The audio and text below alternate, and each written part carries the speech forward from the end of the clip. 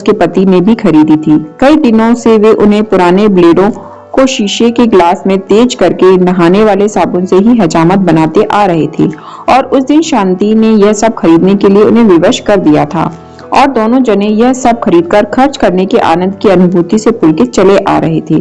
दिसंबर का महीना था, सूखा जाड़ा पड़ रहा था। शांति ने अपने सस्ते पर गर्म शाल को नन्हे के गिर्द और अच्छी तरह लपेटते हुए अचानक कहा, निगोड़ा सूखा जाड़ा पड़ रहा है। सुनती हूँ नगर में बीमारी फैल रही है। पर उसके पति चुपचाप धुएं के कारण कड़वी हो जाने वाली अपनी आंखों को रुमाल से मलते चले जा रहे थे। शांति ने फिर कहा, हमारी अपनी गली में कई लोग बीमार हो गए हैं। परसों टेढ़ी चमार का लड़का निमोनिया से मर गया। तभी शाल में लिपटा लिपटा बच्चा हल्के हल्के 2 बार खांसा और शांति ने उसे और भी अच्छी तरह शॉल में लपेट लिया। उसकी बात को सुनी अनसुनी करके उसके पति ने कहा, आज बेहद बदपरहेजी की है, पेट में सख्त गड़बड़ी हो रही है। घर आकर शांति ने जब उस लड़के को चारपाई पर लिटाया और मस्तक पर हाथ फेरते हुए उसके बालों को पिछली तरफ किया तो वह चौंक कर पीछे हटी। उसने डरी हुई निगाहों से अपने पति की ओर देखा। वे सिर को हाथों में दबाए नाली पर बैठे थे। उम्मी का माथा तो तवे की तरह तप रहा है। उसने बड़ी कठिनाई से गले को अचानक अवरुद्ध कर देने वाली किसी चीज को बरबस रोककर कहा, लेकिन उसके पति को क्या हुई। शांति का कंठ अवरुद्ध सा होने लगा था और उसकी आंखें भर सी आई थी, पर अपने पति को क्या करते देख बच्चे का ख्याल छोड़ वह उसकी ओर भागी। पानी लाकर उनको कुल्ला कराया। निढाल से होकर वे चारपाई पर पड़ गए, पर कुछ ही क्षणों बाद उन्हें फिर क्या हुई। शांति के हाथ पैर फूल गए। घर में वह अकेली, सास मां नहीं, कोई दूसरा नाता रिश्तेदार भी समीप नहीं और नौकर रहने की गुंजाइश ही कभी नहीं निकली। वह कुछ क्षण के लिए घबरा गई। एक उड़ी उड़ी सी दृष्टि उसने अपने ज्वर के तपते हुए बच्चे और बदहजमी से निढाल पति पर डाली।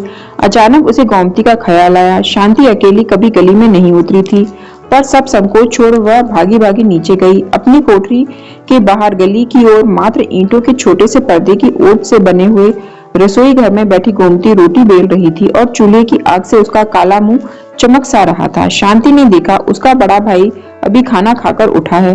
तब आके बढ़कर उसने इशारे से गोमती को बुलाया। तवे को नीचे उतार और लकड़ी को बाहर खींचकर गोमती उसी तरह भाग आई। वह विनीत भाव से संक्षेप में शांति ने अपने पति और बच्चे की हालत का उल्लेख किया और फिर प्रार्थना की कि वह अपने भाई से कहकर तत्काल किसी डॉक्टर को बुला दे। उनकी लाडरी के साथ ही जिस डॉक्टर की दुकान है वह सुना है पास ही लाजपति रोड पर रहता है।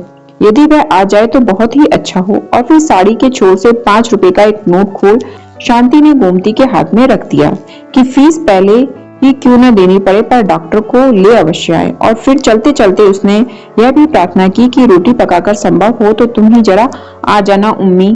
शांति का गला भर आया था। गोमती ने कहा, आप घबराएं नहीं, मैं अभी भाई को भेज देती हूँ। और मैं भी अभी आई। यह कहकर वह भागती सी चली गई थी। शांति वापस मुड़ी तो सीढ़ियां चढ़ते चढ़ते उसने महसूस किया कि शंका और भय से उसके पांव कांप रहे हैं और उसका दिल धक धक कर रहा है। ऊपर जाकर उसने देखा उसके पति ऊपर से उतर रहे हैं। हाथ में उनके खाली लोटा है। चेहरा पहले से भी पीला हो गया है और माथे पर पसीना छूट गया है। शांति के उड़े हुए चेहरे को देखकर उन्होंने हंसने का प्रयत्न करते हुए कहा, घबराओ नहीं, सर्दी में हैजा नहीं होता।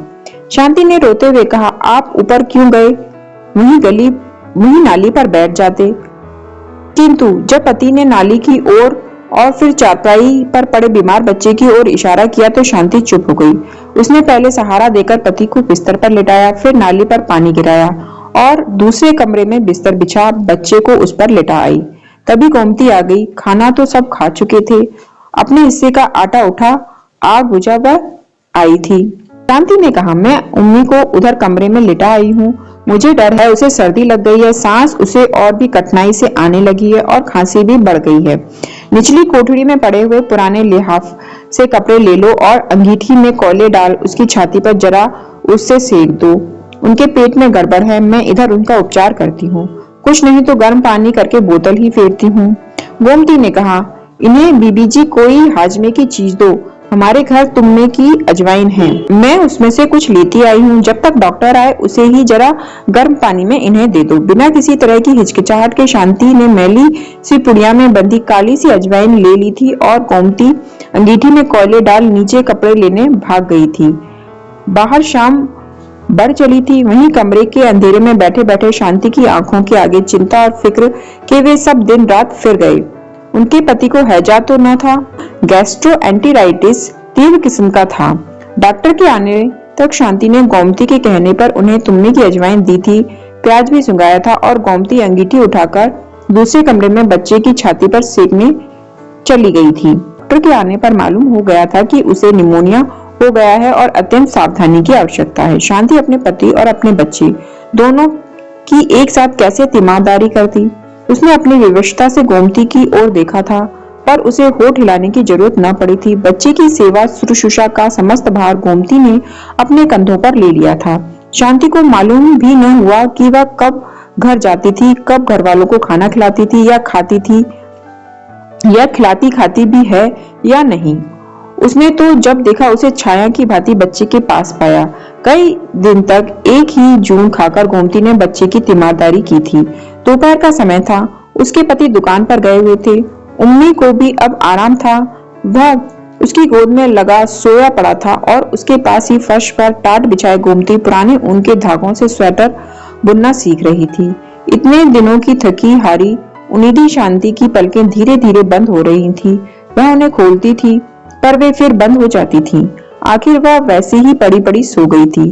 जब वह फिर उठी तो उसने देखा उम्मी रो रहा है और गोमती उसे बड़े प्यार से सुरीली आवाज में थपक थपक कर लोरी दे रही है। शांति ने फिर आंखें बंद कर ली। उसने सुना गोमती धीरे धीरे स्वर में गा रही थी, आरी कक्को जंगल पक्को वेर भैया हाथे थेला चिड़िया उड़े जा, और फिर आरी चिड़िया दो थप्पड़ पकाए जा, भैया हाथे थेला चिड़िया उड़े जा। बच्चा चुप कर गया था। लोरी खत्म करके उसने बच्चे को गले से लगाकर चूम लिया। शांति ने अर्ध निमीलित आंखों से देखा। बच्चे के पीले जर्द सूखे से मुख पर गोमती का काला स्वस्थ मुख झुका हुआ है। सुख के आंसू उसकी आंखों में उमड़ आए। उसने उठकर गोमती से बच्चे को ले लिया और जब वह फिर टाट पर बैठने लगी तो दूसरे हाथ से शांति ने उसका हाथ पकड़कर चायपाई पर बिठाते हुए उसे अपने बाजू में बांध लिया था और कहा, आज से तुम मेरी बहन हुई गोमती। आंखें बंद किए शांति उन्हीं स्मृतियों में गुम थी। उसकी आंखों से चुपचाप आंसू बह निकले थे कि अचानक उसके पति अंदर दाखिल हुए। किसी जमाने में लॉन्ड्री चलाने वाले और समय पड़ने पर स्वयं अपने हाथ से इस्त्री गर्म करके कपड़ों को प्रेस करने में भी हिचकिचाहट न महसूस करने वाले लाला दीनदयाल और लाहौर की प्रसिद्ध फर्म दीनदयाल एंड सन्स के मालिक प्रख्यात शेयर ब्रोकर लाला दीनदयाल में महान अंतर था। इस 10 वर्षों के अरसे में बाल यद्यपि पक गए थे किंतु शरीर कहीं अधिक स्थूल हो गया था। ढीले ढाले और पैर लॉन्ड्री के मालिक होते हुए भी मैले कपड़े पहनने की जगह अब उन्होंने अत्यंत बढ़िया किस्म का रेशमी सूट पहन रखा था और पांव में श्वेत रेशमी जुराबे और काले सैंडल पहने हुए थे। शांति ने झट रुमाल से आंखें पोंछ ली। बिजली का बटन दबाते हुए उन्होंने कहा, यहाँ अंधेरे में क्यों पड़ी हो? उठो, बाहर बाग में घूमो फिरो। और फिर बोले, इंद्रानी का फोन आया था कि बहन यदि चाहे तो आज सिनेमा देखा जाए। बहन? दिल ही दिल में विषाद से शांति मुस्कुराई और उसके सामने एक काली कलूटी सी लड़की का चित्र खिंच गया जिसे कभी उसने बहन कहा था, किंतु प्रकट उसने सिर्फ इतना कहा, मेरी तबीयत ठीक नहीं। मुंह फुलाए हुए लाला दीनदयाल बाहर चले गए। तब आंखों को फिर एक बार पहुंचकर तनिक स्वस्थ होकर शांति मेज के पास आई और कुर्सी पर बैठ पैड अपनी ओर खिसका। कलम उठाकर उसने लिखा, बहन गोमती, तुम्हारी बहन अब बड़ी बन गई है, बड़े आदमी की बीवी है। बड़े आदमियों की बीवियां अब उसकी बहनें हैं। पिंजरे में बंद पक्षी को कब इजाजत होती है कि स्वतंत्र विहार करने वाले अपने हमजोलियों से मिले। मैंने तुम्हें कल फिर आने के लिए कहा था, पर अब तुम कल ना आना। अपनी इस बंदरी बहन को भूलने की कोशिश करना। शांति। इस बार उसने एक पंक्ति भी नहीं काटी और न कागज ही फाड़ा। हाँ, एक बार लिखते लिखते फिर आंखें भर आने से जो एक दो आंसुओं की बूंदें पत्र पर अनायास ही गिर पड़ी थी उन्हें उसने ब्लॉटिंग पेपर से सुखा दिया था। फिर पत्र को लिफाफे में बंद करके उसने नौकर को आवाज दी और उसके हाथ में लिफाफा देकर कहा कि महिलाल स्ट्रीट के पूर्वियों के मंदिर के पुजारी की लड़की गोमती को दे आए। और फिर समझाते हुए कहा, गोमती कुछ ही दिन हुए अपनी ससुराल से आई है। पत्र लेकर नौकर चला ही था कि शांति ने उसे फिर आवाज लगा दी और पत्र उसके हाथ से लेकर फाड़ डाला। फिर धीरे से उसने कहा, तुम गोमती से कहना कि बीवी अचानक आज मैके जा रही है और 2 महीने तक वापस न लौटेंगी। यह कहकर वह फिर खिड़की में जा खड़ी हुई और अस्त हो जाने वाले सूरज के स्थान पर ऊपर की ओर बढ़ते हुए अंधेरे को देखने लगी।